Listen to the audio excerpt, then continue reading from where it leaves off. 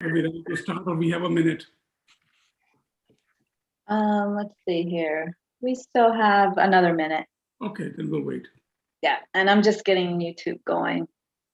It looks like we are now live on YouTube. Once it finishes connecting.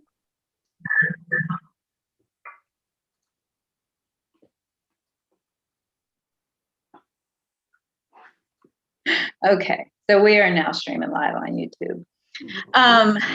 So let's see here. I am showing it right at 7 o'clock. We're probably going to have other folks joining us, Heyman, but I'll go ahead and do just a few announcements. I don't have a lot, but I did want to mention that tonight is class number 6 of 7 for this module. So next week will be our last week for this particular module. And then we're actually going to have a 2-week break. So we will not have Discovering Buddhism class on Memorial Day, which is May 31st. And we won't have class on June 7th, that first Monday of June. So we've got a 2-week break in between sessions, but do come next week. Next week is the last class for this module. And then we'll start back up on June 14th with the spiritual teacher. And that goes for really 6 weeks, but it's only a 5-week session, but we have like July 4th week in there. So we take a break during that. And if you hear my puppy whining, she's just being very needy tonight. She's on the floor whining. And then there are lots of other opportunities happening at the Kadampa Center. So I just wanted to bring those to your attention. One of my favorite places to visit on the Kadampa Center's website is the calendar. And so if you just go to kadampa-center.org and then click on the calendar, which is located in that upper right-hand corner, you can see all kinds of amazing things happening at our center. And this Saturday should be really cool. We're doing circumambulation practice with Geshe Sangpo, and that's from 11 to 12. And as we have been talking about purification practices, actually circumambulating a stupa is a purification practice and merit building as well. And so there's also Tara practice happening, Tara practices, pujas, teachings, discussion groups. There's so much going on. So be sure to check out the calendar for lots of happenings at the center. All right. Thank you for giving me your attention for a couple minutes. And Heyman, I am now going to turn it over to you. Okay, thank you. Thank you. So let's start with at least doing mental, if possible. If you're sitting down or on the floor, you can do a regular prostration. So 3 prostrations. Om Namo Manjoshriya Namo Shoshiya Namo Tamashriya. Om Namo Manjoshriya Namo Shoshiya Namo Tamashriya Soha. Om Namo Manjoshriya Namo Shoshiya Namo Tamashriya Soha.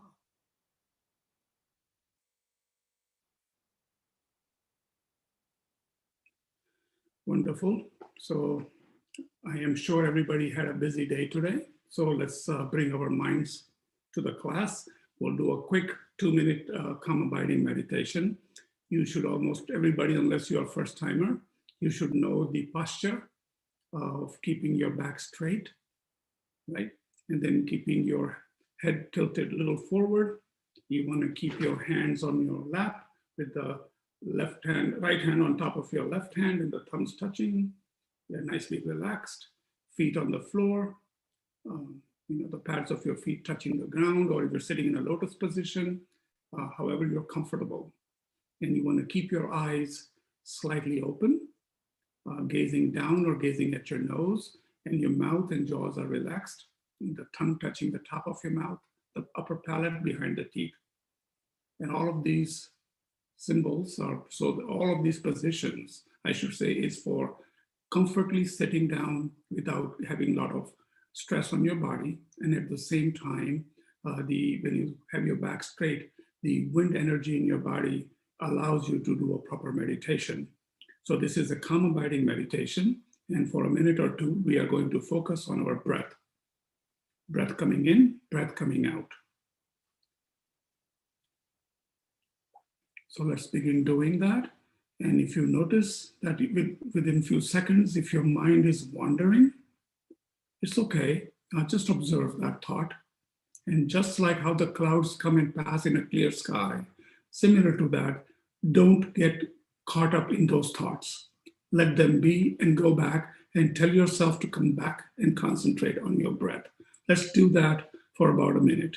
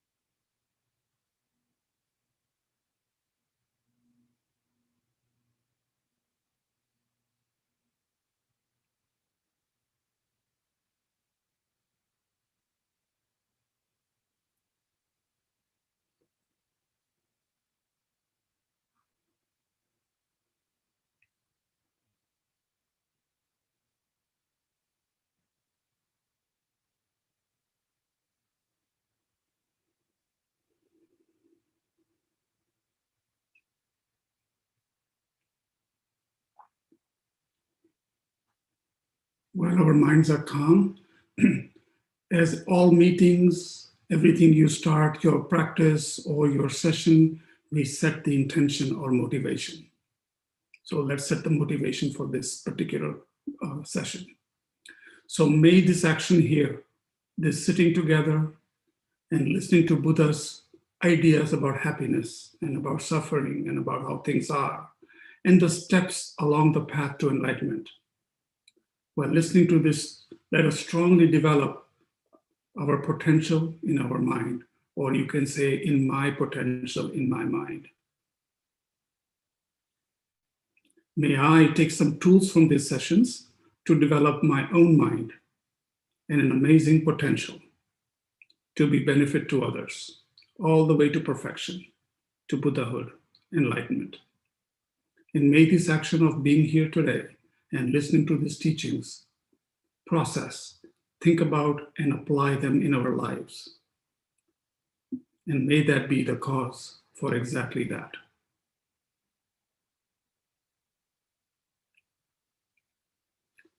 Thank you. Bring your attention back to the class.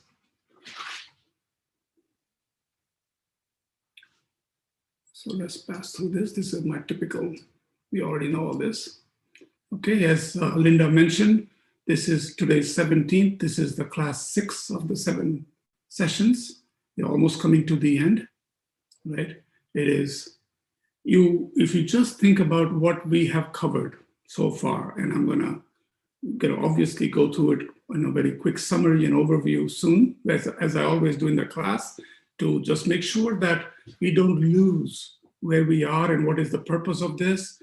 And also remember that we cover a lot of things, a lot of topics about suffering and all those things, but ultimately the idea is to reach happiness, enlightenment, and liberation, right? So that's the goal. And so we should, if time permitting, we should catch up on about good 95 to 98% of everything by the end of today's class. And in next class, there is few things I want to just kind of put a summary for the entire path, which we'll go through one time a year today, but at least do that. We're going to go through a meditation on bodhicitta. It's very important that you participate in it if you are able to. And we'll also do the foundation of all good qualities. And what I want you to be familiar with it when we do these prayers, now what will happen to you is, since you've covered these topics, when you read these prayers, the entire Lamrim will start popping out. You will see the precious human rebirth and karma and death and impermanence. Wow, I know this, I've heard about this, I've heard about that. That's what's going to happen. And you will start to align and link yourself how prayers are developed, okay, and how they are meant to be to help you. So we will go through that. And then I know not a lot of you are going to be taking the certification, but however, just for summary purposes, I'll have a Q&A session, and we'll just at least go through some key points that you should be familiar with. By the end of this class, you should know those things. And if you've read any material, you'll probably think, oh, I got it. But at least cover those to at least put like a nice little package and finish nicely. All right. So with no question, I do want to say something before we go through the overview. So I'm going to go to the next slide, but I want to talk about something. Whenever we talk about the path or Lamrim, there's all these preliminaries, they call it. Okay. And we start when the actual scopes start. So we started with, obviously, we also started with the 3 contemplations.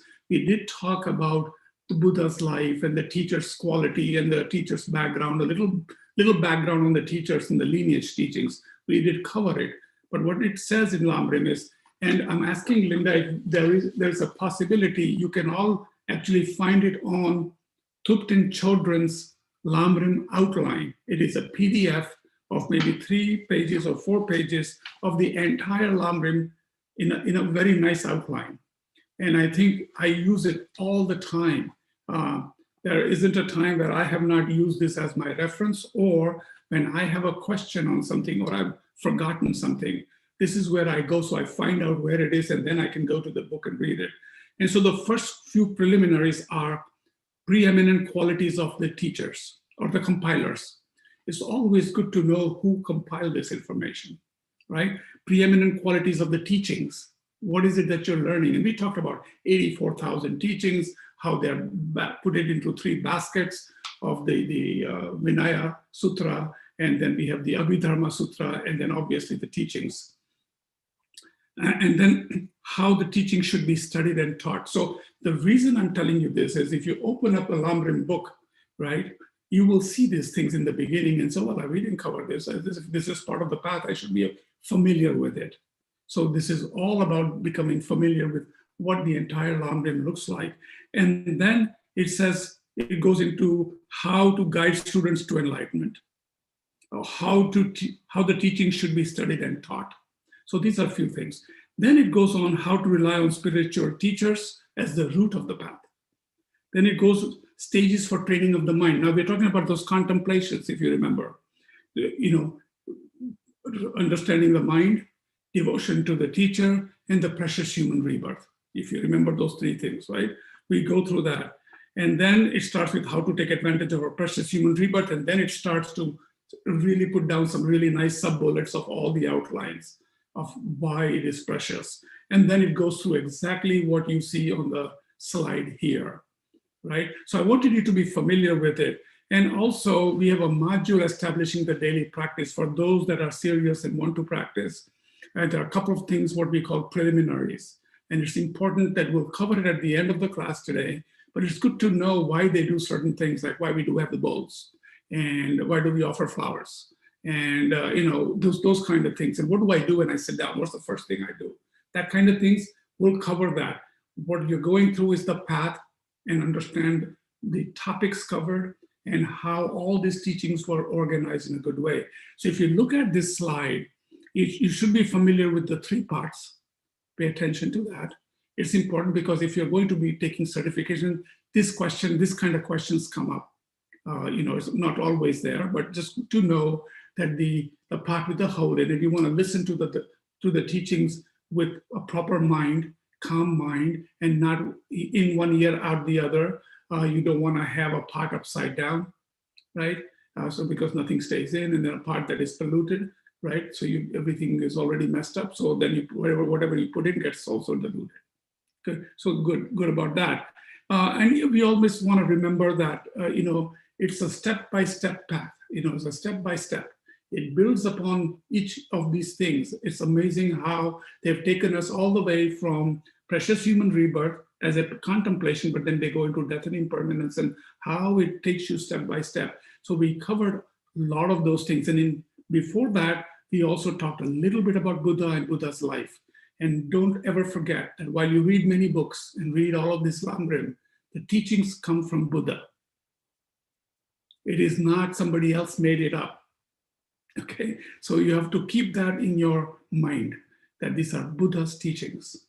Okay, so we went through all of those things, and obviously when we went to the first scope, we went to the three scopes of Lamrim, death and impermanence, and so it starts at death and impermanence as a real scope, and then future rebirths, right? So you go through the 3 points of the death and impermanence. First thing is, now that you have the fundamental understanding of mind, and you'll always remind yourself, my mind is my own.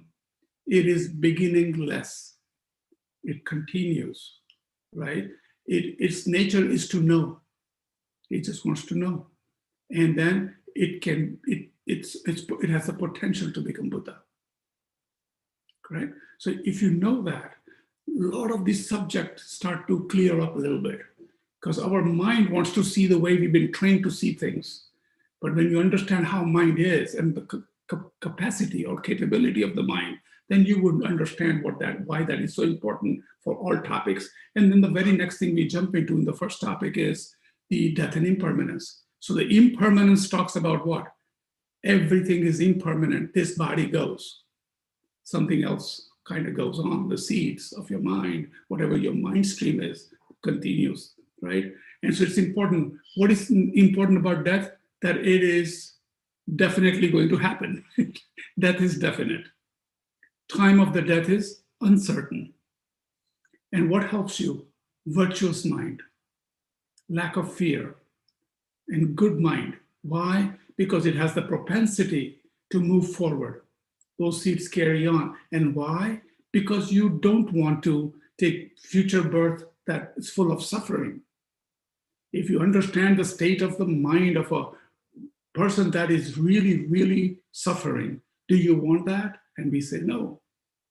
And so what they say is, okay, you are still in samsara, and you take all these different there are 6 realms that they talk about. There are actually quite a few adjacent realms and all that. There's a lot of details on it. But to fully understand the 3 upper desire realms or God realms and the 3 lower realms. And we are in the upper realm, and it's called the precious human rebirth. It's a desired realm with the fact that though there is suffering, ups and downs, we should say, some happinesses, temporary happinesses, but typically the day you're born, you're already aging and moving forward towards old age and sickness, right? The important thing is we have the ability to practice Dharma. We can change the course. So that's why precious human rebirth is important, and understanding future rebirths is important. And so we say, okay, I got it. Now what do I do? So you take refuge. Refuge is a wonderful ceremony, but the key point to take away is it's your commitment to learning. It's you telling your mind, I am serious about this. This is no longer just knowledge for learning's sake, but I want to change my life. I want to have a happier life. So that's taking the refuge. Do you have to commit to every single vow? No. But even taking a refuge from a qualified teacher is a big step in your life. Okay, so that's refuge. And then we need to understand a bit of karma. If you don't understand the continuity of the mind, and if you don't understand karma, then you really don't get it. And the whole Lamrim is based on this fundamental understanding. Karma is like a law. It's like, remember, gravity.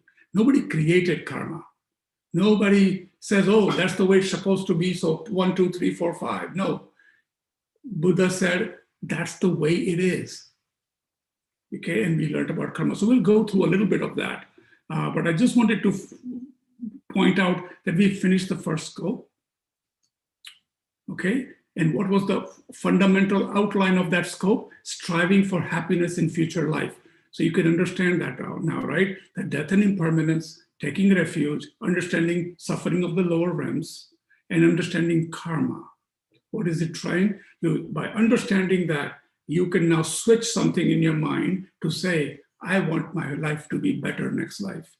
So you're striving for happiness in future life. That is the main point of these topics under first scope. Okay? Okay. Obviously, we continued, I think it was class 3 and 4, where we talked about a lot about karma, the 10 non-virtuous actions of body, speech, and mind. We talked about karma ripens in 4 ways. And if you recall, remember, karma is not just body, speech, and mind. You can be all polite you want in the front, but if your mind is in a bad space, that is your karma also. Because remember where the workshop is, right? It's the mind, right? So we need to know that. We also understand how karma ripens in different ways, right? So we talked about that. If you don't remember, let me know and I can certainly cover it. But I just want to cover the main points so we can move forward. And I'm going to keep my notes open just in case. So what are the 4 ways karma ripens? One is the fully ripened result, right? The type of rebirth our consciousness will take when it leaves the previous body. So let's just go through that.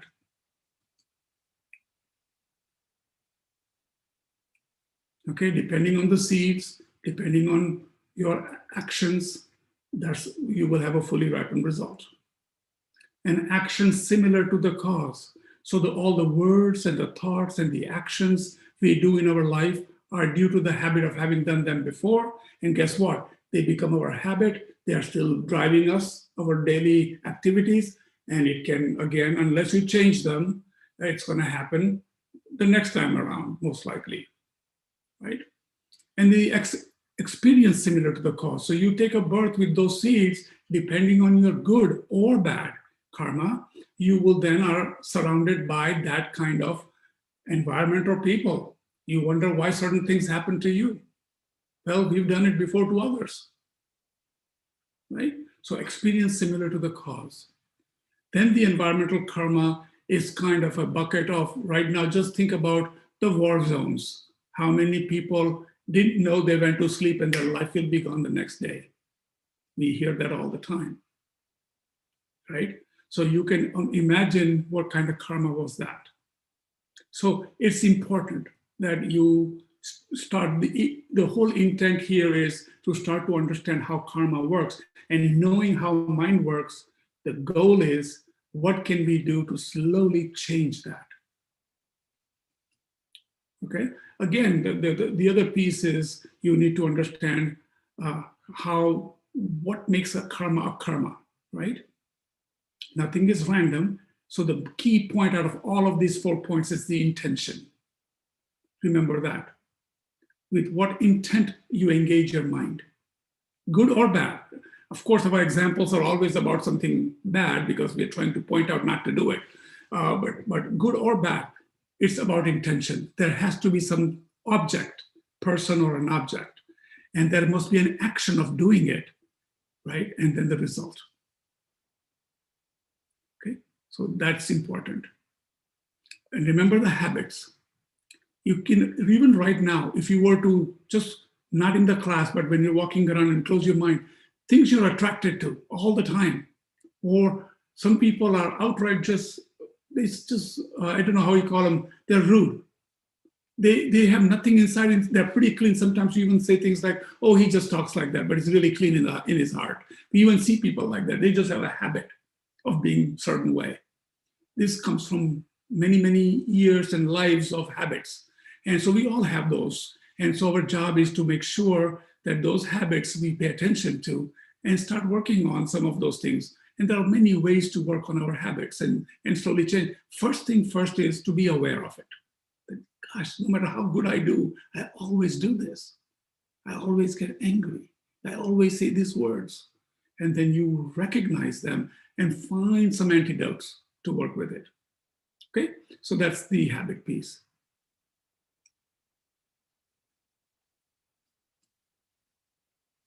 And then we talked about, okay, before we even got into purifying karma, we wanted to understand why we suffer and what kind of suffering is there. So we talked about 3 kinds of suffering. I'll cover that in a minute. And then, of course, we had to go through first and second noble truth just to understand that there is suffering or dissatisfaction in life. Okay, we have to take birth. We have to grow up, we lose things, we gain things, we get sick, we get old age, right? And then we die. And there are causes for suffering. Okay, not only the past karmic seeds that you bring in, but then there are delusions that we've been adding on to, right? And we talk about the 3 poisons, just to say it out there. Of course, we can talk about 6 or 7 of these things, but they're all kind of a branch of the main one: ignorance, attachment, aversion. Then you can stretch it out with pride and jealousy, right? All the same bucket, basically. Not knowing how things are, and we continue to do this, and not knowing self, how we are, and the reality. So it causes that. So the good news is, this is continuing, right? Every day we do karmic actions of body, speech, and mind. We also now know that this law applies throughout its continuum. So we've also have seeds probably from past lives that may have ripened or not ripened yet. And we know that we are doing some things every single day. The good thing is, learn how to purify. It's a real powerful psychological practice. It really helps your mind. If you think about good things, rejoice. If you think about you may have done something that was not a good action of body, speech, or mind, then you can start with regretting, right? Recognize it. Not a guilt, right? It's not pity me, not poor me, but you're gonna regret. Then we rely on the teachings of the Buddha and the Buddha, Dharma, and Sangha, our 3 jewels, right? Because that's where it's telling you, I'm telling you, here's the doctor, here's the medicine, and here's your community that's gonna help you, guide you. So we kind of go to that. We talked a little bit about that in Refuge. Finally, there's a remedy. And remedy is to use the antidotes. Say sorry sometimes. Or if you've taken something by mistake, return it. But not only that, help out. Or you can even do mantras. You can practice. You can do purification practice and establish a committed practice daily to help your mind to get out of that thinking. And last but least, you make a resolve. You make a strong determination, probably not to do it again. And some people get confused. We don't want to exaggerate this resolve. These are very innate habits we've carried for many, many years. They don't go away just like that. You have to work on it. There are some that you can immediately say, okay, I'll forget it. I made a big boo-boo. I'm not going to do it again. But there are others that are going to pop up now and then. So make little small commitments. Okay, have patience. Have some morality. Be kind to others, things like that. You can do small things that can work. Even do it for 15 minutes, 2 hours, maybe a day, half a day. That's much better than saying, I'll never do it again, and then break it. It weakens your mind a little bit, right? Because you want to really feel good about doing it and have a propensity to grow that feeling, okay? And then we actually went through a beautiful Vajrasattva practice of purification, and we did this 4 opponent powers, the 4 R's. Everybody now remembers, right? Regret, reliance, remedy, and resolve. Those are the 4 things that we have to keep in our mind. And every time you do purification practice, it's a wonderful practice for body, speech, and mind. If you've done some action and you want to purify, you go through those 4 opponent powers and strongly think about all of those things. Do something about it, apply the antidotes, make a big wish to not do it again, and so that's your resolve. Okay, so that's the purification practice. Okay, so here, then we went to the second scope. Any question on the first scope, general topics, or how we are progressing?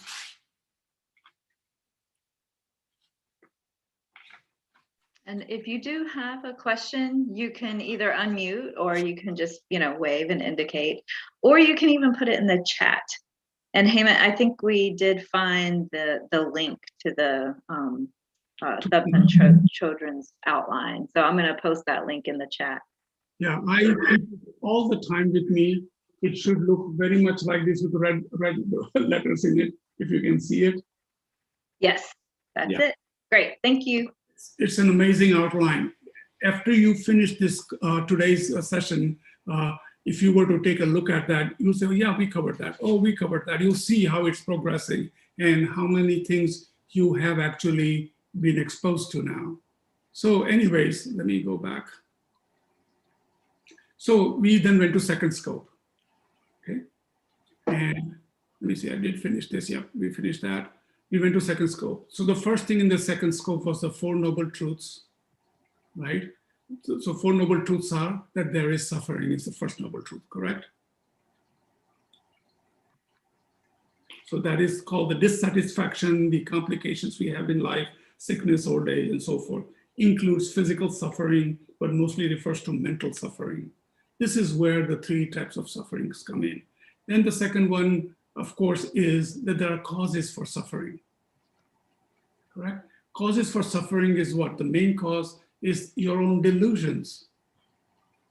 All the karmic seeds and things that you've been compiling on top of another of body, speech, and mind, right? Those are being all put together. And so that causes all kind of issues for us in our life and lives. The third one is the true stopping of it, or what they call true cessation, okay? So I don't know if you need to go through the suffering, the three types of suffering, suffering of suffering, and suffering of change, and all pervasive suffering. I think we've covered that, but just in short, the suffering of suffering is daily things that happen to you, things in your face. The second suffering of suffering is things we consider happiness sometimes, very indirectly cause us problem at some point, because then we go crave for it, we attach to it, then we strongly want it, and then if something happens to that, we get angry, we don't like it. And remember the example of carrot cake and chocolate cake? It happens to us all the time. You are asking and waiting for 15 minutes for a nice chocolate cake, and then at the end they bring you a carrot cake. Even though that cake is really good, your mind is gonna go, I wanted a chocolate cake, what happened? I'm not gonna give this guy a tip. So, think about those things, okay? So that's suffering. And then there's pervasive suffering, okay? And those are things you brought from previous lives through karma and all this, and they are just part of you, innate part of you right now. Just recognize that you're working on a lot of those things. So it's a pervasive suffering, most subtle of all three sufferings. Okay, and then you think about the second noble truth. So we can go through here. Okay, there are causes of suffering, it has a cause. And we talked about those three poisons, and I talked about, you can extend that out to pride and envy and jealousy and all those things, but ignorance, attachment, and aversion. Cessation is the third one. That means we can actually put a stop to it. That's our ability. Why? Because we can change our mind. Why? Because we can put different thoughts in our mind. That's the capability that we have as a human, in a human birth. And so we know we can bring this to an end. And then we rely, of course, on our teachings. And then Buddha shows the path to us, right? The whole path of Lamrim is basically the path to enlightenment. We can end it. Okay? And this last line I have, just keep that in back of your mind. This is the main thing.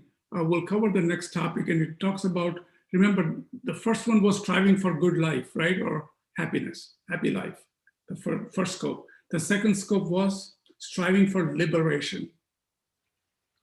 Okay, striving for liberation. What does that even mean? Okay, liberating means we are convinced now that we keep on cycling life after life in different realms, different bodies, in different ways. Anywhere from animal realm to hell realms to desire realms to human realms, we go through this births depending on our capability, depending on the seeds we have in our mind and things that we have karmically done. So now we want to say, I want to get out of this. I want my mind to be happy. I want to become enlightened, right? So you want to liberate. So you develop this renunciation mind. It's not about leaving your house, leaving your job, and not getting good things in life, nothing like that. It's all about your mind, how you attach to things. Now you've learned what these three poisons can do. So it is about your awareness to things. That's the most important. And you are now on the train to saying, I am convinced this can go on and on and on for countless lives. And I want to get out of this and want a better, happier life. A mind that is omniscience and a mind that is omnipotent, that means knows everything and is able to help others. And that is the Buddha, right? And so then we, of course, will talk about Bodhisattva today and a little bit more about the emptiness, wisdom of emptiness. Okay, we covered that. Okay, we also covered that. So here, remember, who's the boss here? Not somebody sitting out there who will take care of you. It is very logical, right? If you think about it, you can be your own therapist.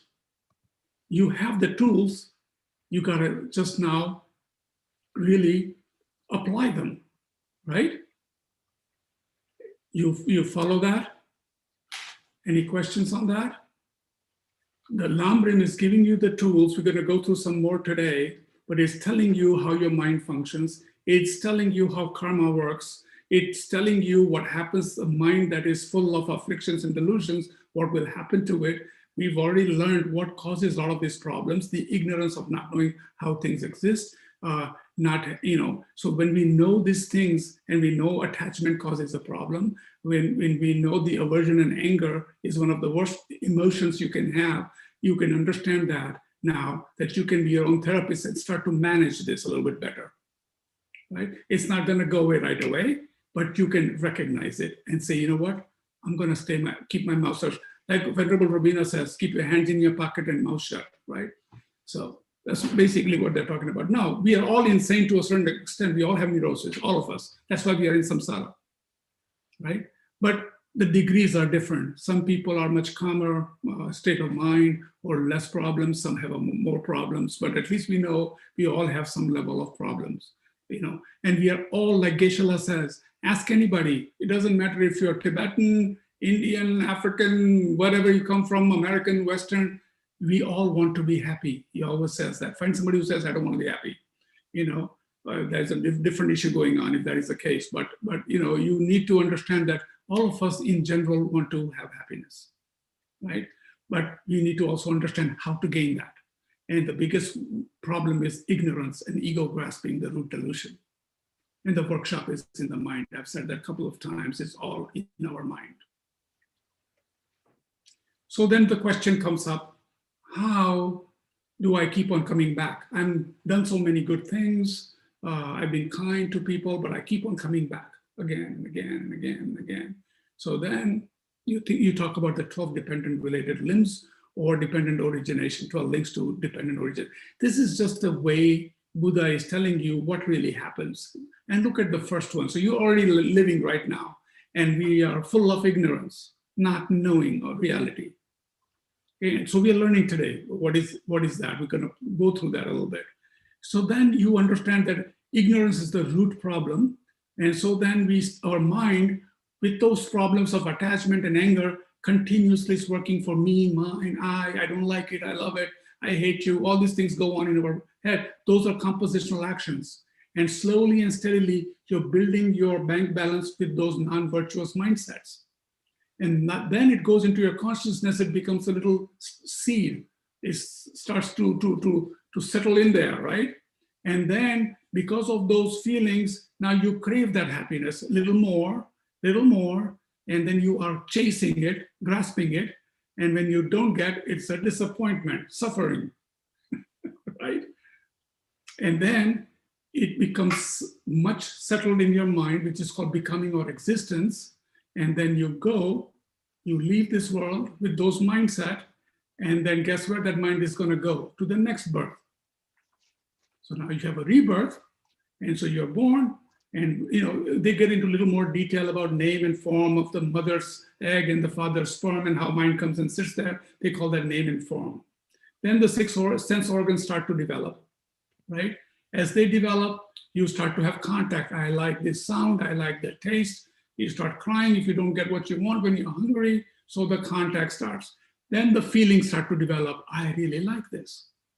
And when you're born, you say, oh, my beautiful boy or my beautiful girl, whatever you say, then a little bit of ego starts to build, right? Illusions start to then all these mundane things become much more real. And guess what? It builds and builds and builds. You go through the aging and then you have death. And guess what? Back again in the cycle with that mind. So we want to be free of that. I want to know what that ignorance is that I need to practice and show me the way so that I can get out of this cycle. That's the point. He also nicely just took a little pause and went through this wheel of life.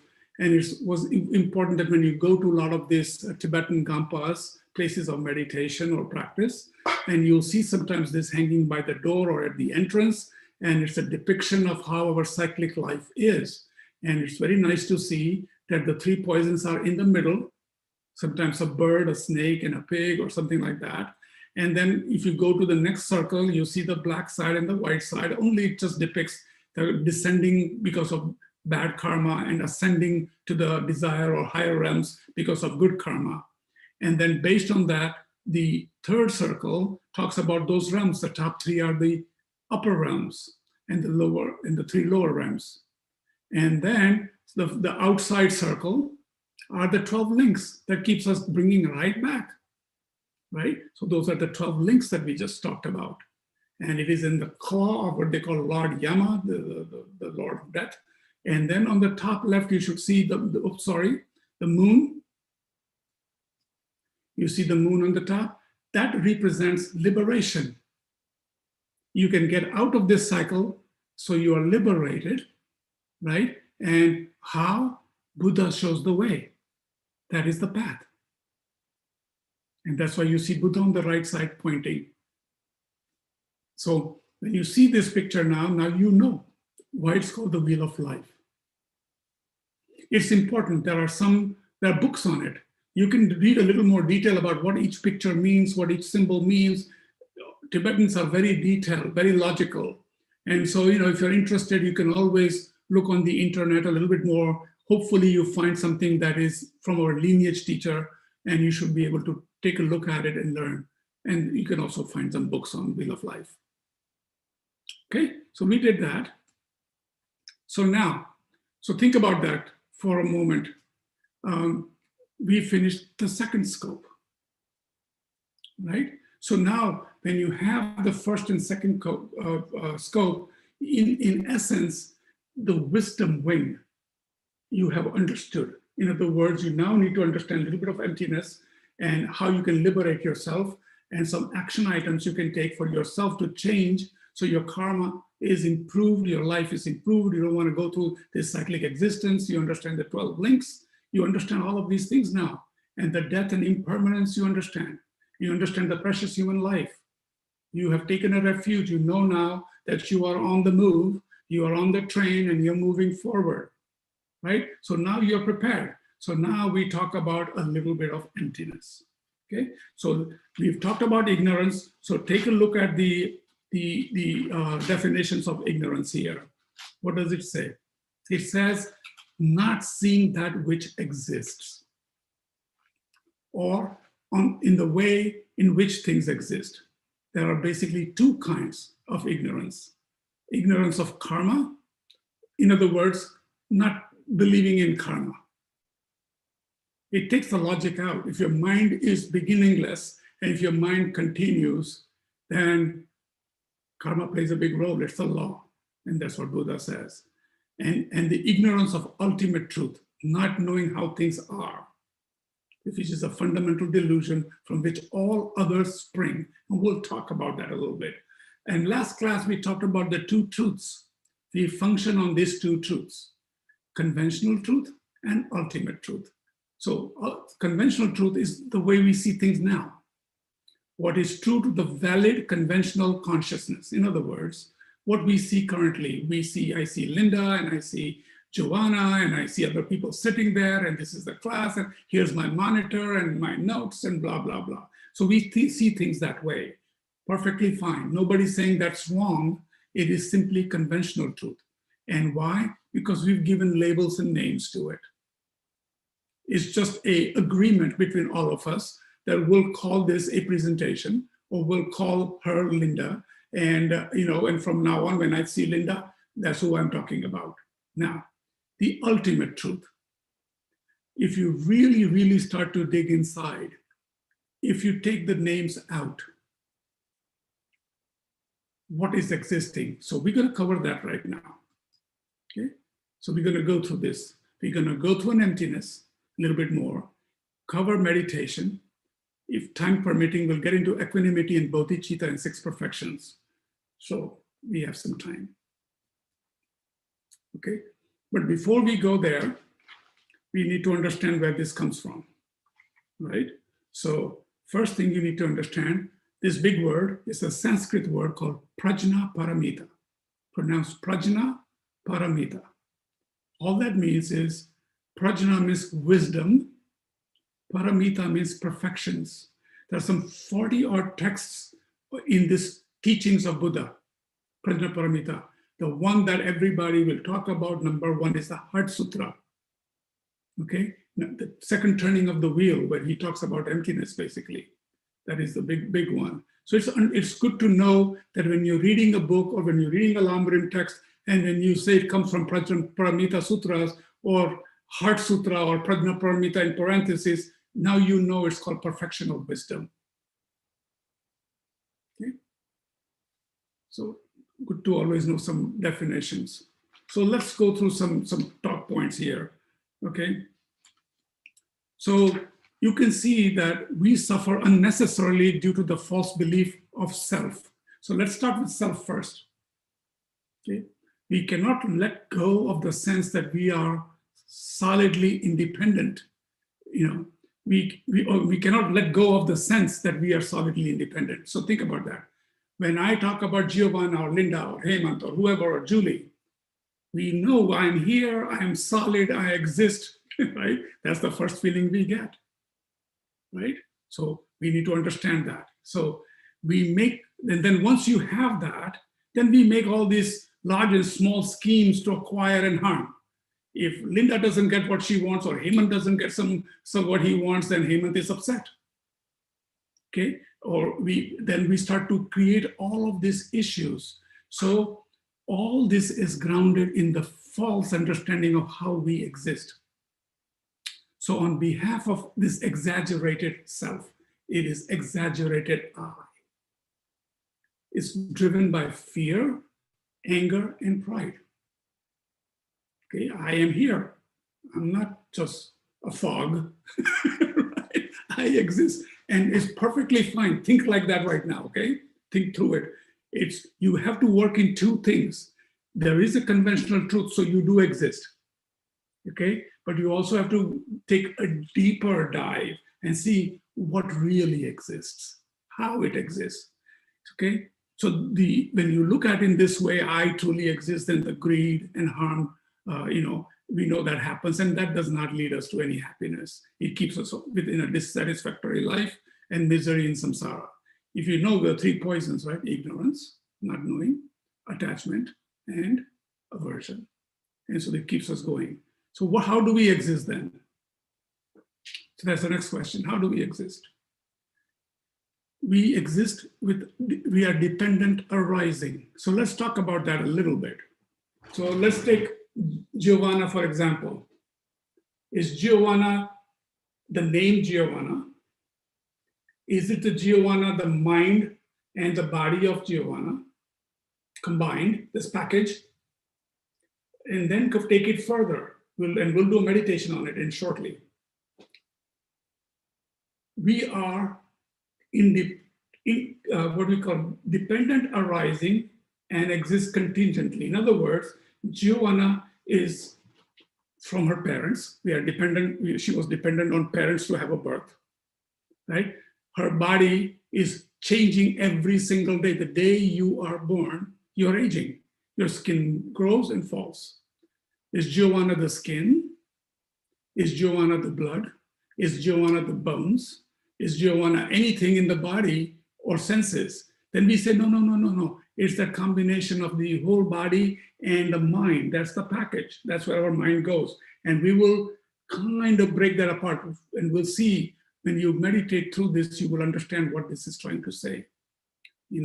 that doesn't mean that conventionally we don't exist. If you look at the whole field of phenomena, just as an abstract right now, just things happening, causes and conditions taking place, right? Things do come together, but they're changing all the time. And so it's okay, while that change is going on, we are changing every single moment, aren't we? Our mind, our thoughts, everything is changing every moment. Our body is aging every moment. So we can at least know logically that things are impermanent and things change. And what happens when you die? Whoa, we don't want to talk about that. That takes away this self-existing, exaggerated I, because now the body is going to die. Then what?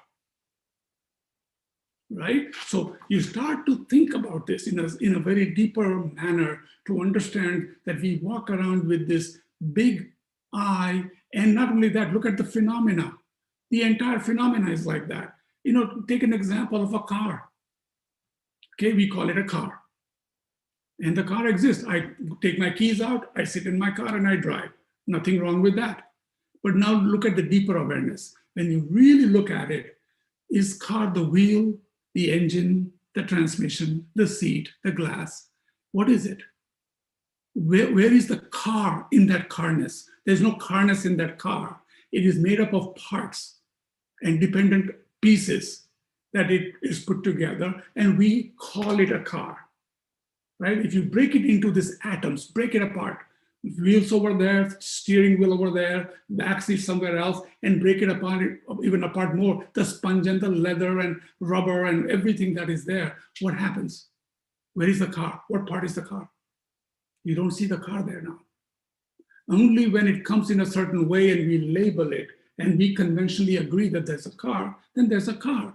And we can, it's perfectly fine. Even Buddha says, there's nothing wrong in saying, I am Linda, I am Giovanna, I am Hemant. He said, I am going to teach. So that is the conventional I that exists, that allows you to change your mind. Now think about it. If things were solid and static, we are not changing. You know, when you talk about emptiness, you know, it's funny. First thought you get is, oh my gosh, this is bleak. It's almost scary. It doesn't make me feel good about anything. If everything is empty, what is it? These are the thoughts that come, and it's perfectly normal to have those thoughts. But now let's look at it carefully. If things were not changing, and if things were not, moving and always changing, cause and effect and all that, we would not be able to change our mind. You would not be able to walk, think, go anywhere. Everything would be as is. Nothing changes. Look at the leaves, the fall, the winter, the summer, the wind, the breeze. Think about the waves. Everything is moving and changing, and things are impermanent, right? And that's what is the beautiful part of this, is knowing that it should bring peace to your mind, that if you are able to change your mind to happiness, and you're not going to attach to people if once you have this deeper understanding, then you see people and their activities a bit empty of self-existence. He or she has his own karmic activities and actions and some delusions that they may be working for, but you know, in scheme of things, it's not a real solid self. You follow that a little bit? Does it make sense a little bit? This is a tough subject, and we have a whole module 12, that I have taught it for the last 2 times, and this will be my 3rd time, or no, 4th time actually. And so we'll be more happy to go into logic, and you'll understand deep dive with examples and all of those things. But for today's purposes, it is important to understand, what is the ultimate truth, the sheer absence and lack of concrete existence, right? This is the nature of reality, and this is what we call emptiness. Also use that other words, the ultimate truth. They talk about shunyata, or the word emptiness. English word emptiness psychologically feels like the cup is empty, so there's nothing in there. That's not true. If for cause and effect, you are here and you are changing and you're still moving on, but as that is happening, you still have a mind that's able to learn, know, and be able to make an impact. So that's why they say that if this is the way things are, what a big wow that you have the mind that is able to change and see things the way they are. So now you don't get too hung up about everything. Now think about if I see the car and it is a solid car, now all of a sudden what happens? Oh, it's a Jaguar, oh, it's a Cadillac, right? Now we give names. And not only we give names, we have different levels and I like it and I love it and this is better than that car. We now start to do all these things and then we crave for it. Then we go get a loan. So we go in a debt and then we keep on doing it. And it does bring you temporary happiness. But remember the second suffering, the temporary happiness? The minute somebody dings it, what happens? You don't feel the same way you felt the first day you walked in the dealership, right? So the whole point is that the beauty of this is when you understand that everything is dependent arising. I always tell people, look at the tree. Where did that tree come from? You can say it came from a seed. There was causes and conditions. It got the right sunlight, it got the right water, and the tree blossomed, right? Where did that seed come from? Came from a fruit. Okay, where did that fruit come from? From another tree. Where did that tree come from? Now go back, and you can go into atoms and nanoparticles. Every cause and effect, it's been going on that way. Right? Now also one other example, if you were to bring somebody from a desert who's never seen a car, for example, never seen it, always had a donkey or a horse or a camel maybe, okay? Never seen a car. And he comes and somebody drops him in the United States at the airport and say, hey, can you call that taxi or a car? He's gonna look at you like, what the heck are you talking about? Does he have any idea what car is? Because it's not in his conventional reality. He doesn't know what that car means. We know it because we've agreed that in English, the word car means something like that. But you take the name and the exaggerated carness out of it, there isn't a car. There's no carness there. It's just parts that come together. Think about our body too. I talked about the blood, food, right? We are dependent on the food. Where does that food come from? How many people work behind the scene for you to have that apple in your hand? Unless you're taking it right out of the tree, but even that tree somebody planted or how it got there. But in general, when you go to a grocery store and you buy a fruit, look at all the people that are involved, all the dependence arising that has taken place for it to be a fruit that you eat. Same way. So everything is that way. But we carry this exaggerated view in ourselves that I exist. So with that said, I am going to use this beautiful book that we always have at Kadampa Center. Have you seen this book? It's called How to Meditate by Kathleen Mcdonald. I found this meditation to be much more useful and to the point.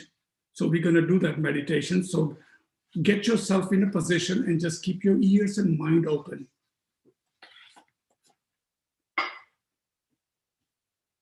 Okay, so again, straight back, put your feet on the floor and eyes slightly open or closed, whichever is comfortable, and just take a deep breath, couple of breaths, and just calm your mind down.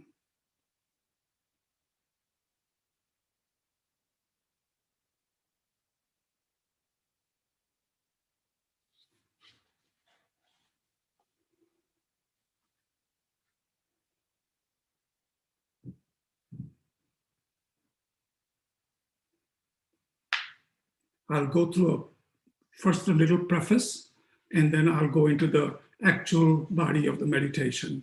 So just listen in, okay? So what is emptiness of inherent existence? Question. In practical terms, what does it mean? So-called inherent existence, which all things are said to lack or to be empty of, is a quality that we instinctively project onto every person and everything we experience. We see things as fully, solidly existing in and of themselves, from their own side, having their own nature, quite independent of causes and conditions, parts, or our own mind experiencing them. So for example, take a table. We see a solid, independent table standing there. And it is so obviously a table that it seems ridiculous to even question it. But where is the table? Imagine taking it apart and laying the pieces out on the ground. Now see if you can find the table. Is it one of the legs? Or is it the top? Is it the glue or the nails hold together? Or even one of the atoms? If you investigate thoroughly, you will discover that you simply cannot find the table you think is there. That does not mean there is no table at all. There is a dependently existing, changing from moment to moment table that we merely labeled onto its part or parts. But this is not what we see. This is the crux of the problem. We experience not the bare reality of each thing and each person, but an exaggerated, filled out image of its projected by our own mind. Right?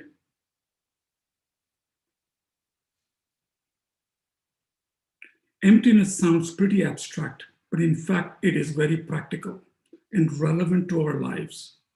The first step towards understanding it is to try and get an idea of what it is we think exists and to locate. For example, that we believe in so strongly, and then by using clear reasoning in analytical meditation. So if you believe in something very strongly, it's there. Now we need to take it apart. So we can actually go through this practice now. So now here's the meditation. Now with the alertness of a spy, slowly and carefully become aware of the I. Who or what is it that thinks, feels, and meditates? What is it? How does it appear to you? Is your I a creation of your mind?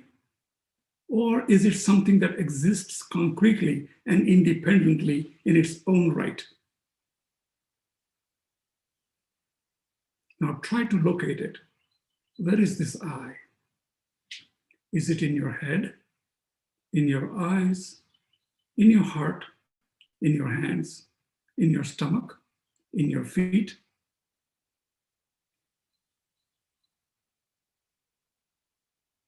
Carefully consider each part of your body, including the organs, blood vessels, and nerves. Can you find your I? It might be very small and subtle, so consider the cells, the atoms, and subatomic particles too.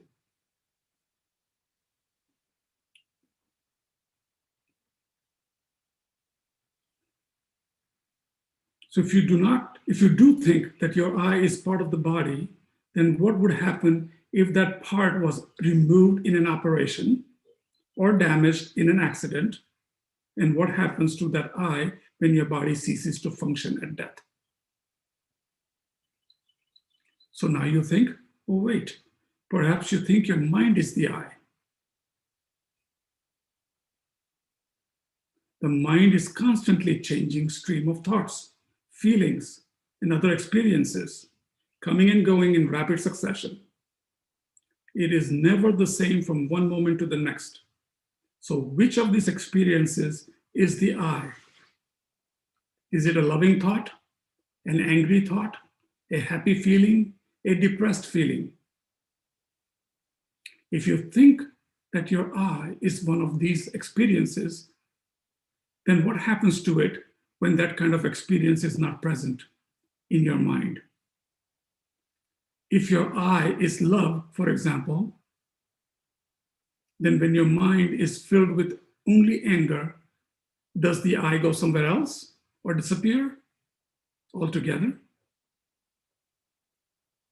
Is there no I at that time? Or maybe you have many I's, an angry one, a loving one, a frightened one, and so forth. So if you can't find the I in your body or your mind, then it could be There's something else. Is there some extra part of you other than your body and mind? After all, we say my body and my mind, implying the existence of something else that owns these two. If so, what is it?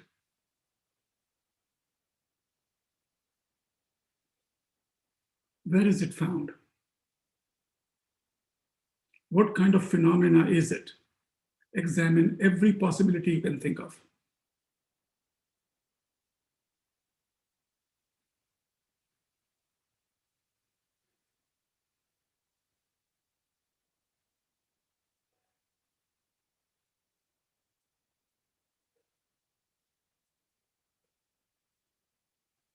Again, look at the way your eye actually appears, how it feels to you. After this search for the eye, do you notice any change? Do you still believe that there is a solid and a real as you felt before? Is it that way? Does eye still appear to exist independently in and of itself? Next, mentally disintegrate your body. Imagine all the atoms separating and floating apart. Billions and billions of minute particles scattered throughout the space.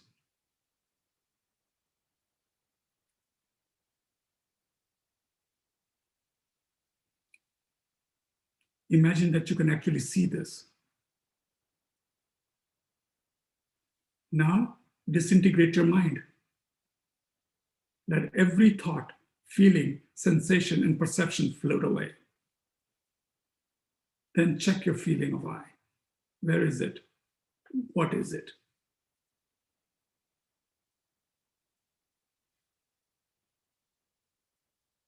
Do not make a mistake of thinking my body is not the I and that my mind is not the I, therefore I don't exist. You do exist, but not in the way you instinctively feel as something independent and inherent. That's the key point. Conventionally, yourself exists independence upon mind and body. And this combination is the basis to which conceptual thinker ascribes the name I or self, Mary, Harold, Linda, Giovanna, Hemant, Julie. This is the you that is sitting and meditating and wondering, do I exist? Whatever exists is necessarily dependent upon causes and conditions or parts and names for its existence.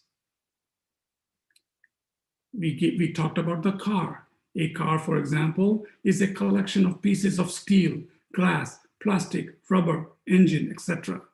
Put together by people in a factory. We gave the name car to this collection. But if you look for real, concrete, independently existing car, it cannot be found. So conventionally, things exist dependently, and understanding dependence is the principal cause for understanding their ultimate nature, emptiness, how things exist. The conventional nature of an object is its dependence upon other things, and the ultimate nature is its emptiness of inherent independent existence. Think now about how your body exists conventionally in dependence upon your skin, blood, bones, legs, arms, organs, and so forth.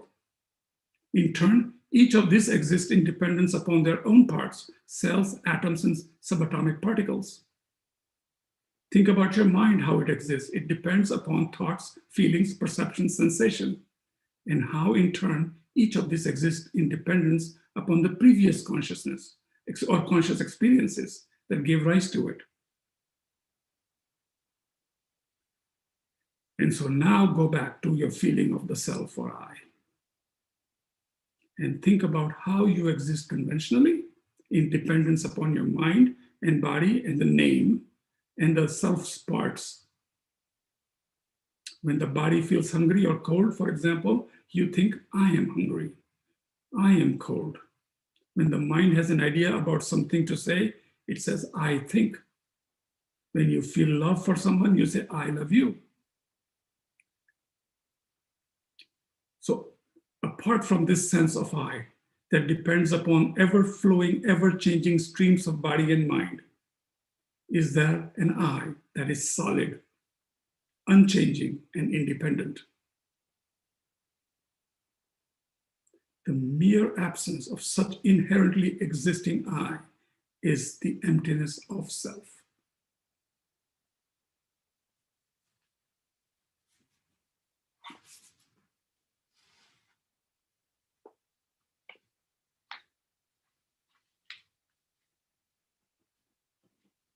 Okay, so bring your attention back to the class.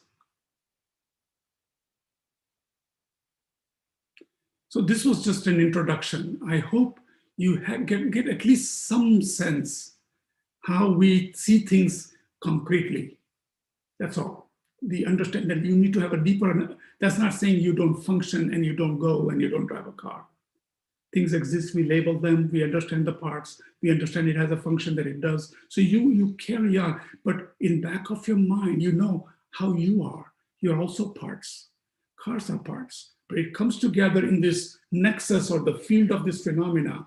We give it a name, but what happens because of the delusions we have, we concretize everything, including us. And so I become Hemant, I become Julie, I become Linda, I become Joanna, right? And then what happens? I want something nice. I want this. I don't want that. You know, don't talk to me. So now we start craving and grasping and bam. And so when you remove that and you see in back, so now think about how nice this is, knowing how things are. Next time somebody says something like that, you can change your mind very quickly inside without getting too reactive about it, because you understand how reality is. Just think a little bit of that. Now, this doesn't come quickly. It requires a lot of contemplation, I agree. These are words, and you have to say it in such a way for people to understand, but it requires deep thinking and find out, sometimes ask a question, who am I? And just realize if the word Julie or just Linda or Hemant or Giovanna or whoever it is, we take the names out and then look at the body and break, and then think about body will go away when you die. What happens? Where is that I in there? So when you start to think like that, then think of phenomena of being that way. You saw the example of table, you saw the example of a car, now take anything.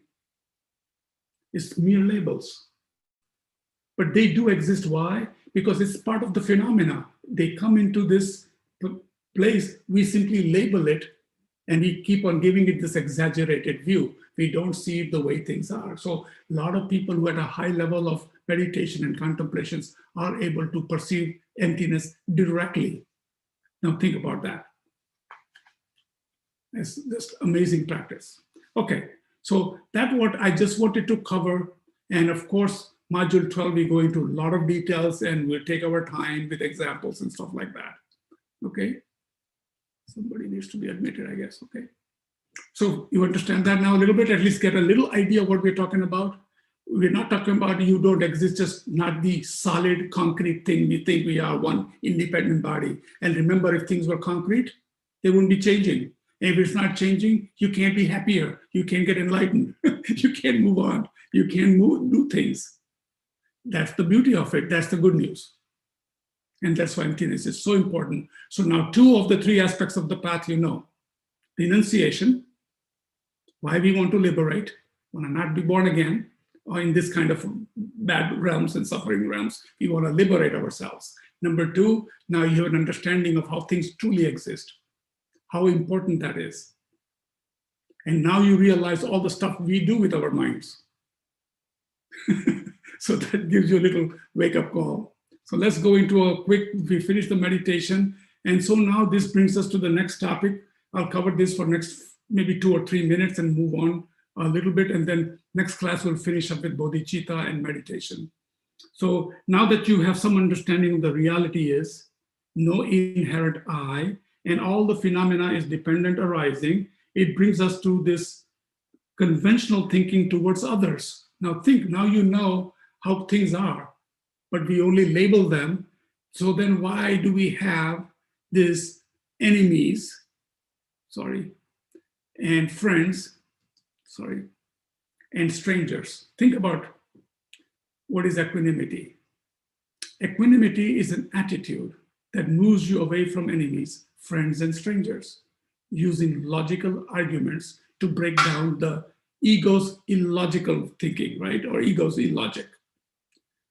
We just told you in the meditation, and we just went through, there is no inherent I, so there is no inherent enemy, friend, or a stranger. They don't exist the way they appear to you. They are just the projections of your delusions.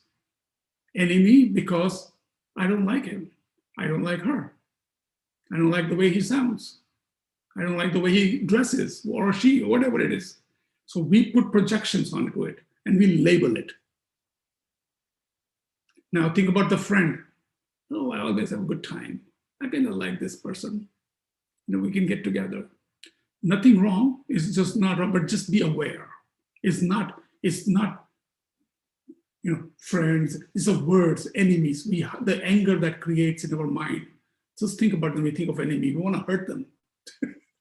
Right? We want to do something bad or wish something bad. But if you really understand emptiness, then you realize they don't exist in the way we think they exist. Their karmic seeds and their mental delusions are causing their reactions and activity. How I hear and understand it is different now. So this already starts to work towards helping us to change our mind a little bit, slowly. It doesn't go away right away, okay? I'm not saying that now that we have done the meditation, everybody's pretty even keel. It's happening, but recognize that they're simply projections of your delusions. Objectively, these are same people. Think about it.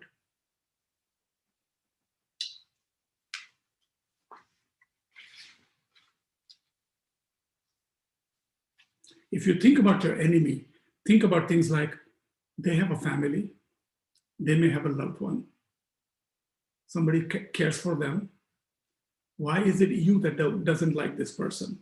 It's about that I that doesn't like what it gets or what it wants. That's the main reason. Same thing with the friend. If you had to give money, easy to give to a friend. Try and give $10 or $15 to a stranger, you'll think twice. Right? So that's the kind of thinking. So you got to start to think about how things are. That's about it for equanimity purposes, okay? So I have a little statement here. Equanimity is an attitude that moves you away from enemies and friends and strangers using logical arguments to break down the ego's illogic thinking, right?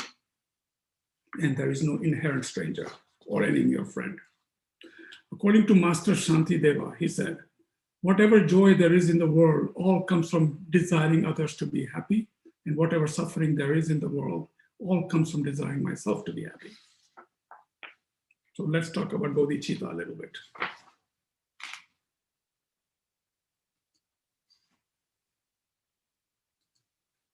Okay, so what is bodhicitta? It's a principal consciousness that combines the two factors of wishing to free all beings from suffering and of wishing to attain enlightenment. In order to achieve that spontaneous altruistic mind of enlightenment can be either aspirational or engaging. Now, we got to start thinking about it. When we talk about compassion, some people might say, well, I can't even help myself. How am I supposed to be helpful to others? That might be ego talking. However, think about it. It's a wish. You want, if you think about Buddha's omnipotent power, that's what you want to become omnipotent, is complete power to be able to help others. Now think about why we want to develop compassion. If you've had many, many lives, time immemorial, you can't even count. If it's like putting sand pebbles in the beach, okay? How many? In other words, all these lives, somebody here has been your mother. If we are truly understanding the interdependence, how things, we are interdependent, then each and everybody has helped each other in some way or form. right? Think about your mother helping you, your parents helping you, your teachers helping you, all the things that you have. You, on the other hand, taking care of your children, your home, your parents. How dependent, that is interdependence, right? So we can't be selfish. So another thing is, when I think I-oriented, it is self-cherishing, isn't it? Everything what I like, I want, I get. As soon as you could put that mind onto helping others, guess what? At that moment, you're not self-cherishing. And you need to develop this kind nature, because if you now understand how phenomenon is, how reality is, and how everything is dependent arising, that means all of us have been each other's, a different way to put it, mothers. We use the word mother because mother is usually caring for child and the love that mother has for child. So we have helped each other many, many times, many, many lives. So then if you are self-cherishing, already you're working to make your ego powerful. Now, and the whole job is to take the ego out of the picture, and what remains is this state of being compassionate.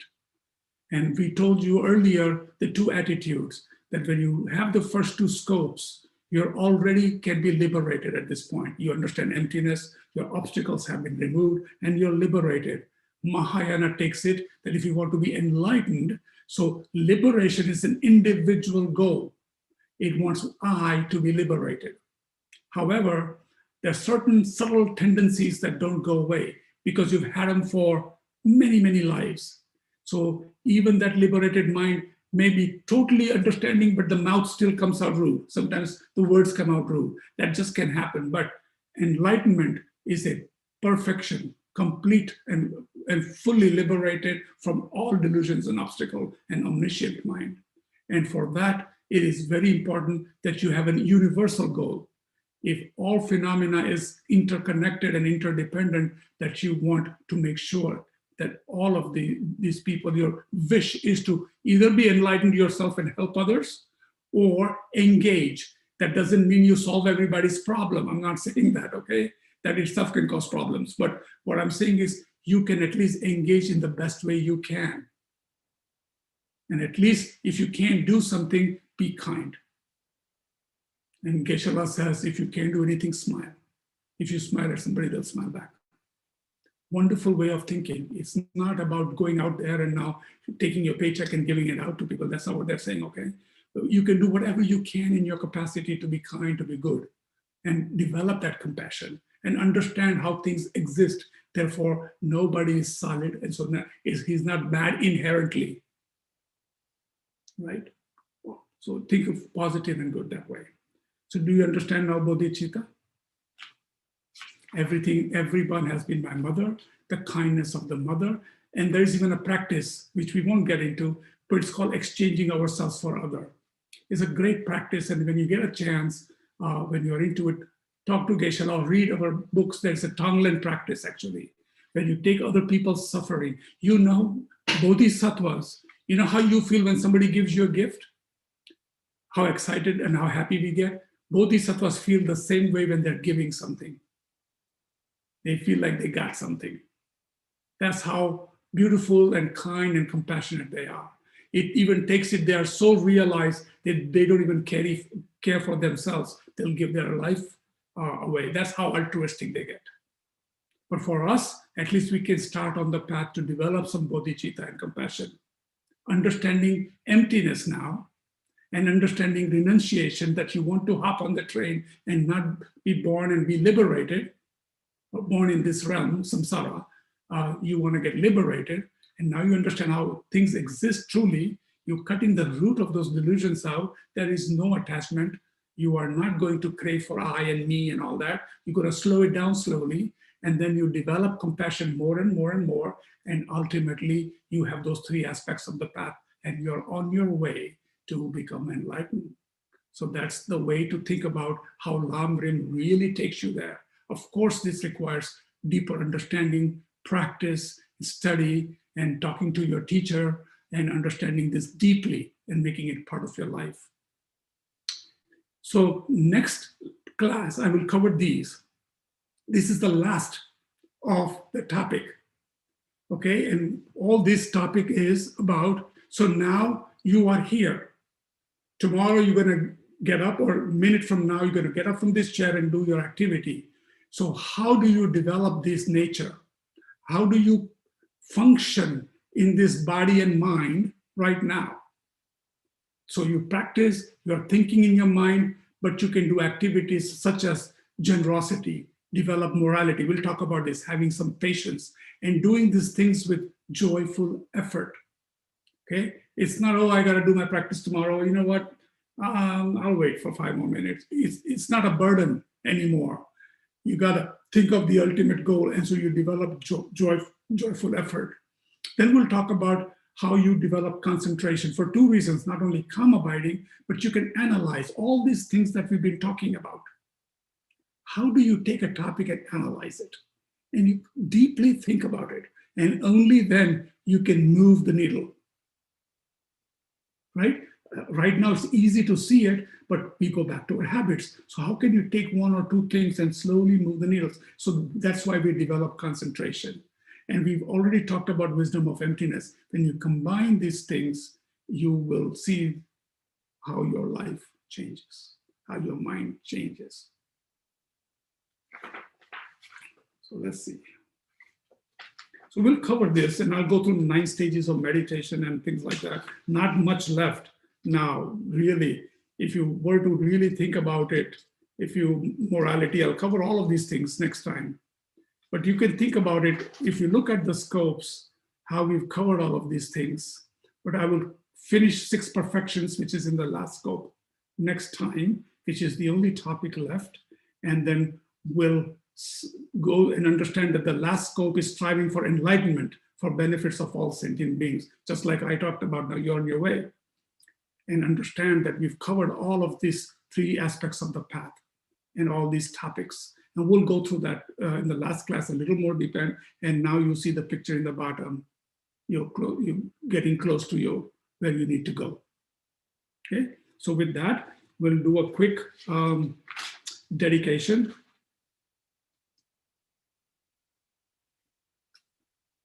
In the dedication, I'll keep this slide on and I'll say a word or 2 after the dedication. So how fantastic. Throughout these sessions, we've listened to so many things, trying to process them, analyze them, and think about them. Aspire, have courage.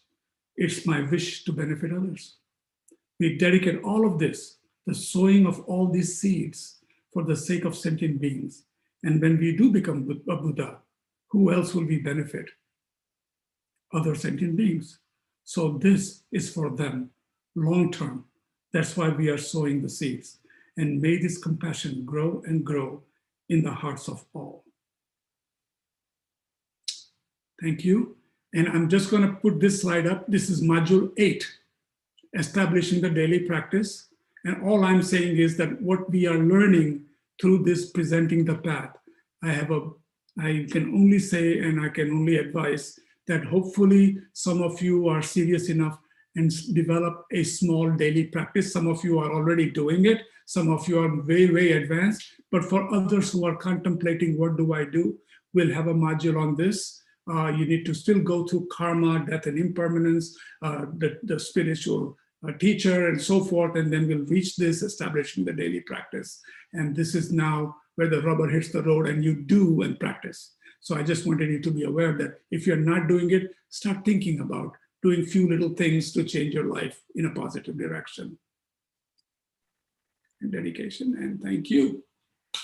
So thank you, Hemant. Julie has a question, if you don't mind taking it before we sign off. Sure. And was there any homework that you wanted us to work on? I can tell you, yes. The last reading, there are 3 required readings, right? So the last reading is the online path to enlightenment. You will be amazed, small paragraphs of each of these things we've talked about in a very beautiful way Nick Rybush has written. The precious human rebirth all the way, and he links it. He opens a segue from one to the other, to the other, to the other. And you can see it just building, and why we do it. in a much easy, succinct way of expressing it. And I think it's like 4 or 5 pages only. If you read it, it will actually help with all the teachings that we've been going through. Because it only it's like a meditation. After you go through reading something, you kind of think about it, right? Well, this will kind of do the same. Because now you've gone through it, you kind of understand it, you see the whole journey of how things are organized, all the topics we covered, and how you can get deeper, dive into it. We are going to provide, you will have this PDF if you don't already have it. Take a look at that and then read the last session for reading. Please do. It will really help you. This is not for giving you sake some more reading to do. This is truly, if you are serious about it, then that will only help you. Okay, that's the homework. Okay, so I'm going to ask Julie to unmute, and John also has a question as well. Sure. So Julie, go ahead. Okay, him in the Vajrasattva, the little yellow practice book, and also in the 35 practices to the Bodhisattvas, in both of those, it reads that things that we have accomplished certain things in the past, and let's see,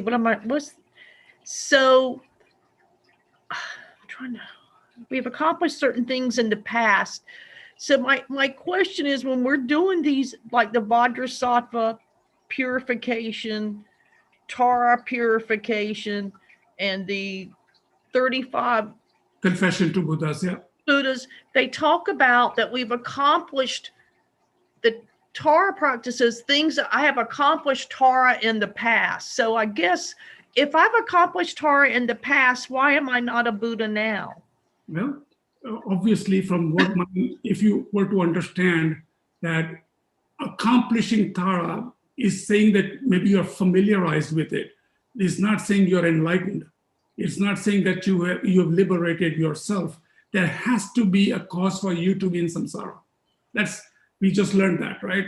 There's a cause and effect. So if I would like to read that more to understand, I do know that your question is coming from, you have accomplished that, then why do you need to purify, or why aren't you Buddha already, right? So think about it. There is something missing that we are not understanding, or it needs to be a higher level question to find out that if I am a Buddha, then why do I need to come through a samsara again? You don't. Once you become a Buddha, you don't. So you wouldn't be sitting here unless there was some sort of an obscuration or some sort of a karmic seed. Now, having said that, I would like to read more about it, Julie, to understand what does that really mean. Sometimes in writing, they say these things to mean some way, where you may have seen this, you may have felt this, you may have sensed this. And because you have seeds for it, you have a liking towards you wanting to do it more. There are so many ways they approach this. And so I cannot probably tell you exactly, if you were accomplished, then why are you here and why are you doing this? I may need to take a look at the context of it a little better, and I'll be more than happy we can speak on that. I would love to. Oh, okay. And I do thank you very much for answering that question. Thank you. Absolutely. Oh, I do have one more. I'm sorry. Go ahead, Julie. The 100,000 Vajrasattvas were part of the certification. So that particular practice, if I understand it correctly, I can start with do the 35 prostration to the Buddhas, and then I can start keeping my Vajrasattvas from there, or is that it? Is that all I have to do? Yeah, you make a commitment, and it can take a year or two, but you make a commitment, like we have certain commitments, and do 21 every day or 100 every day. To do 21 now for me takes about 10 minutes, 11 minutes, depending on how quickly and how hurried I am. But I do it consciously, but it's very quick now for me. However, if you want to really sit down and do it, you can go to retreat, or you can come up with a plan. I'll do X amount daily. And you keep one of those clickers with you. You're familiar with those clickers. And you keep a count. And at some point, you will see that you will start to reach that number. It's several of us have done it. So that can be done. And what was the second question about Vajrasattva? Oh, yeah. So purification, I can tell you, 35 confession Buddha, according to Lama Zopa Rinpoche, do it every day. Now, not everybody can prostrate. When I was going through for my DB teaching qualification, I had to talk to somebody and take a permission that at middle of my practices, my knee was having a big problem. And they say you can do half prostrations as far as you do them. So then I developed that practice. And then once in a while, I would feel good and I'll go, you can bow down. So there's a couple of ways to do it. It's all about training here. It's all about training here. But yes, when you do full prostrations, there are a lot of value to it. There is definitely a different feeling you get. And everything underneath you that you prostrate also gets blessed. But it's a hard practice. But the Vajrasattva you can certainly do. You can go on retreats. They offer on Vajrasattva sometimes. Find yourself a retreat. And when you go in a retreat in a silent, you can do it all day long. And it becomes subconsciously starts going now. You could be in the garden doing something and Vajrasattva mantra is going. I have a great book, Julie, if you want, about Vajrasattva and visualization. It's a mind-blowing book. Oh, that would be fantastic. I do enjoy the visualizations. As I can hold them for as long as I can, but that's usually not very long, but then you just go back. Sure.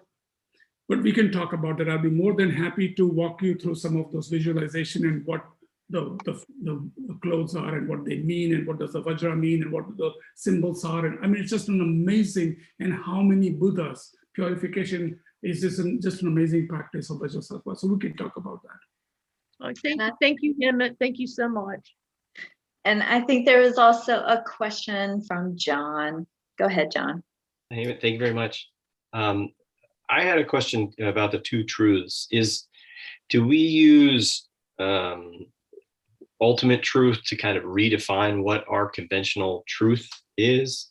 Or is that sort of how we use dependent arising? And one of the ways we use emptiness is to empower ourselves to kind of redefine what I really is, and then decide the I is really equanimity and a bodhisattva. Is that sort of? So you're on the right track, right? We are thinking correctly. Your awareness has now increased to how reality is. Now, put that as your deep awareness. Does that mean you don't function every day? Does it mean things don't exist? That's not true, right? Mm-hmm. So you still function every day, but you are now supporting that feeling or that understanding of emptiness with the functions you do. You're more generous. You have morality now. You're changing your mind. You don't have the strong I. The minute you don't have the strong I, what happens, John? You are no longer swayed by delusions like you would if I had the I, right? Think about the exaggerated view of my car, my house, my clothes, my shirt, my beard, right? Whatever it is, right? We all have a little solidness to that. It's because I have an individual solid feeling that I am, and that's John, and that's Hemant, And then if you say something to me that I don't like, all of a sudden, like, what's wrong with John, All this is created by a strong ego and this exaggerated view that we have. The minute you break yourself into a billion pieces now and understand everything is dependent arising, that means outside, inside, everything is dependent arising. It's actually physics and quantum physics is now saying that we are part of the same atom from the space, right? So think about that in a certain way. No matter how you look at it, the important piece is that the mind and these body parts that are dependent arising and already in the flux of moving, changing, impermanence, you have an opportunity to change the mind that has brought some delusions so that you can purify and move towards a happy state of mind, happy dimension or happy realm. And so that's where you want to go. And once the mind its job is to know, right? We already know that it's beginningless and its job is to know. Now think about it. When it's, all this garbage is cleared out, all the obscurations are gone, you are in a state of liberated mind, pure, happy. And then put that, you already practice compassion, bodhicitta, you've already renunciated, that's why you're liberated, right? And so once you have that, you are bodhisattva. Depending on your stage of the bodhisattva, there are different paths. And you reach a certain point, there is no more learning. You are a complete state of bliss and wanting to now help others. You know all and you can do all. And so that's the state we are trying to reach. So in terms of regular life, now you have a deeper understanding. You don't have to go advertising anything or labeling anything, but just know inside your mind how things are. Don't get too exaggerated about it. Don't get too labely about it. Just know how things are. But also function within that because you are here to keep working on your mind. That's the point. That's the point. It's hard to explain that in some way. There's two parts going on. You are here as we see it right now, and we are learning these things, but just now know how things truly exist. You know, like I said, if you take the word John out of your name right now, you know, who are you? That's the question you need to answer. And then once you know that I am dependent arising, parts of my body, they function together, dependent on each other, right? They function, and I have a mind that's always changing. So now, but I can also recognize my mind, cognize it, and therefore I can change it. And if I can change it and this body goes away in future, my mind continues and it goes to where? Depending on the seeds you put in your mind. And it just liberates you. All this chatter goes away, all this suffering goes away. That's the point. Excellent. Thank you.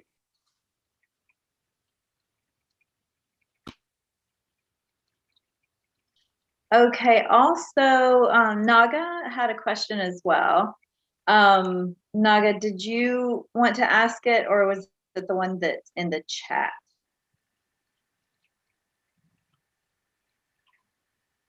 I don't see anything in the chat. Let's see. I can't even get the buttons. Yeah, the question in the chat says, if we are always kind to the ego of people, how will they learn? If we don't address it to them, they may do that to several others. Okay, see, because we think dual nature, we are thinking about being kind to others' ego. It's not our job. You are kind, you are a kinder person. You are a kinder person, knowing that they are empty of inherent self.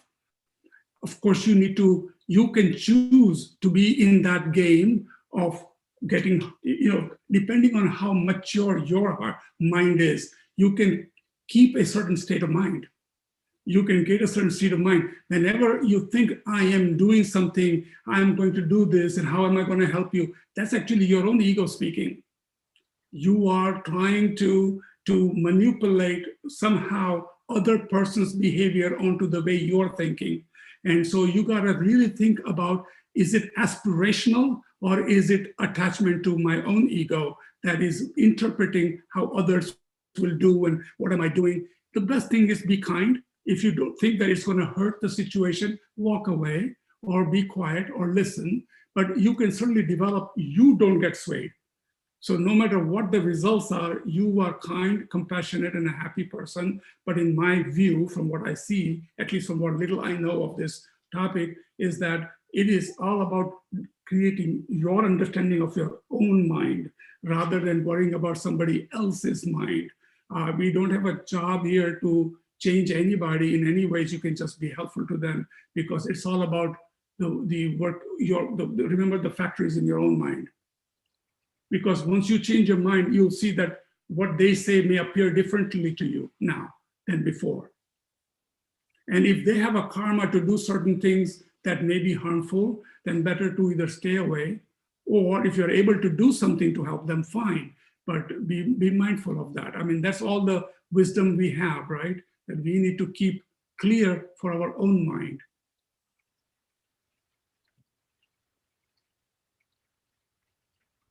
That's all I can say. I know that this can go on. I'm sure that there are other, this starts a whole series of questions. And to me, the best way to do is really walk through some very specific teachings about how to deal with that. I read a whole thing on attachment, does the same thing. What about attachment to love? What about attachment to loved ones? It's not about that attachment. This is attachment that ego wants. If it is I-oriented, then that's attachment. If it's aspirational to help others and to wanting to do something good, go for it. You know, so you have to work that in your mind. What is the ultimate goal and how we see our own mind, how we help our own mind. Great. Thank you, Hemant.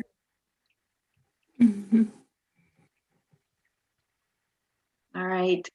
I think that's it. I don't see any other questions. Hemant, thank you so much for taking that time to answer those. We'll have some time tomorrow and I'll go through some question and answers myself. I want to make sure everybody at least understands a few things and then we should do it. But do you feel like you guys are seeing the path a little bit? You understand how things progressively go forward, how things are built, how they're, you know, how all the topics are? Okay, good. Oh, wait a minute. Yes. Thank you, Hemant. No problem. So thank you, everybody. Have a good night. And Thank we'll you. see you next Thank Monday. you. Julie, thank you so much. And if you have any questions, you have my number. Let's chat on site, okay? Oh, yes. Thank you. Thank you so much. Everybody take care. Bye-bye. John, Bye. See you next week, everyone. Mama, Amen. Linda, Joanna.